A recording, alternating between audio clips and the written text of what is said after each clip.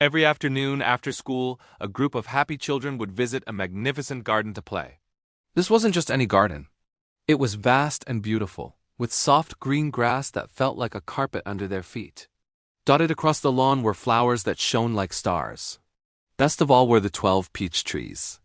In the springtime, they would burst into bloom with delicate pink and pearly blossoms. In the autumn, they bore the most delicious, ripe fruit. The birds loved the garden too, singing so sweetly from the branches that the children would often pause their games just to listen. "Oh, how happy we are here!" they would shout to one another. But this lovely garden belonged to a giant, who had been away for 7 long years visiting his friend, the Cornish ogre. After 7 years, he had said everything he needed to say. His conversation skills were a bit limited, and he decided it was time to return to his own castle.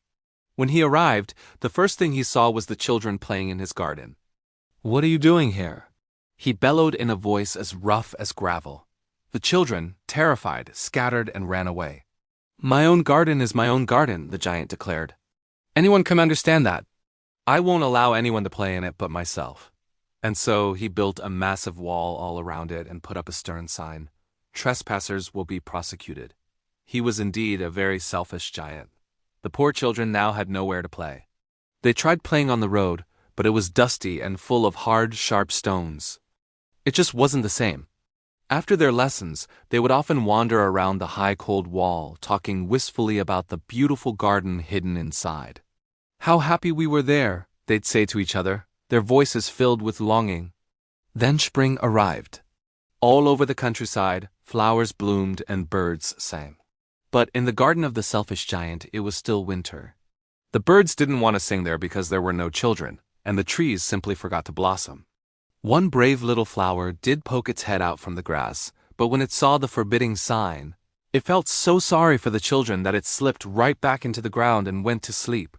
The only ones who were happy were the snow and the frost. "Spring has forgotten this garden," they exclaimed. "So we can live here all year long."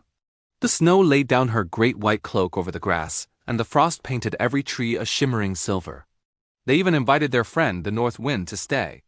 He arrived wrapped in heavy furs, and he roared and howled around the garden all day, blowing down chimney pots for fun. "This is a delightful spot," he said. "We should ask the hail to visit," and so the hail came. Every day for 3 hours, he would rattle on the castle roof until he'd broken most of the slates. Then he would race around the garden, a blur of gray with a breath like ice. "I just don't understand why the spring is so late," the selfish giant grumbled, staring out his window at the cold, white world he had created. "I hope the weather changes soon." But the spring never came, and neither did the summer. Autumn brought golden fruit to every other garden, but to the giant's garden she gave nothing. "He is too selfish," she said.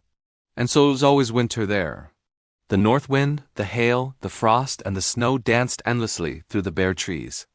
One morning, as the giant was lying awake, he heard the most beautiful music. It was so sweet, he thought it must be the king's musicians passing by. But it was only a little linnet singing outside his window. It had been so long since he'd heard a bird in his garden that its song sounded like the most wonderful melody in the world. Then, the hail stopped its rattling dance on the roof. The north wind ceased his roaring, and a delicious perfume drifted in through the open window. "I do believe the spring has come at last," said the giant. He jumped out of bed and rushed to the window to look, and what he saw was a truly wonderful sight. The children had found a small hole in the wall and had crept back inside. They were sitting in the branches of the trees, and in every tree there was a little child. The trees were so overjoyed to have the children back that they had covered themselves in blossoms and were waving their branches gently above the children's heads. The birds were flitting about, twittering with pure delight, and the flowers were peeking up through the green grass, their faces seemingly laughing with joy. It was a lovely scene. But in one corner, the farthest corner of the garden, it was still winter. In that corner stood a tiny little boy. He was so small he couldn't reach the branches of the tree, and he was wandering around it, crying bitterly. The poor tree was still covered with frost and snow, and the north wind was still blowing and roaring above it. "Climb up, little boy," said the tree, and it bent its branches down as low as it could. But the boy was simply too tiny. As the giant watched, his heart melted.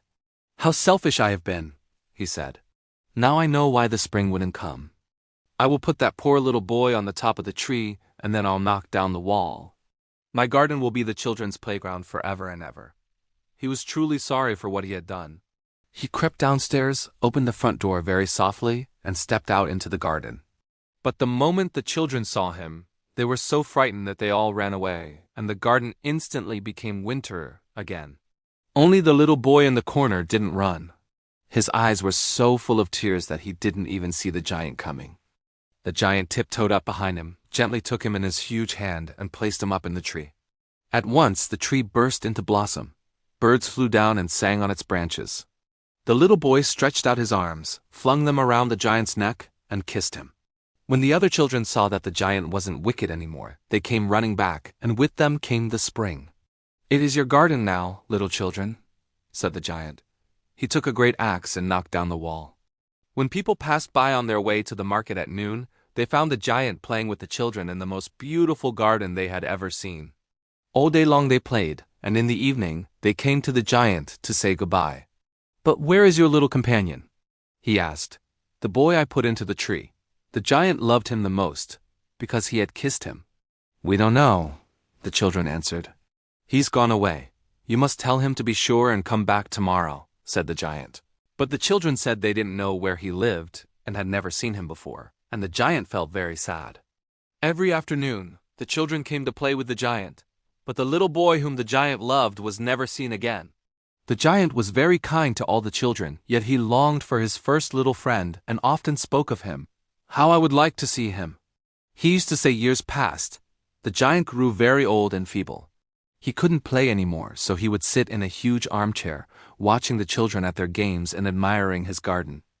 "I have many beautiful flowers," he would say, "but the children are the most beautiful flowers of all." One winter morning, as he was dressing, he looked out his window. He didn't hate the winter now. He knew it was just the spring, asleep, and the flowers resting. Suddenly, he rubbed his eyes in wonder and stared. It was a marvelous sight. In the farthest corner of the garden stood a tree, completely covered with lovely white blossoms. Its branches were golden, and silver fruit hung from them. And underneath it stood the little boy he had loved. The giant ran downstairs in great joy and hurried out into the garden. He hastened across the grass and came near to the child. But as he got close, his face grew red with anger. "Who has dared to wound you?" he cried. For on the palms of the child's hands were the prints of 2 nails, and the same prints were on his little feet. "Who has dared to wound you?" the giant shouted. "Tell me, so that I may take my big sword and slay him." "No," answered the child, his voice soft. "These are the wounds of love. Who are you?" said the giant, and a strange awe fell over him. He knelt before the little child, and the child smiled at the giant and said to him, "You let me play once in your garden.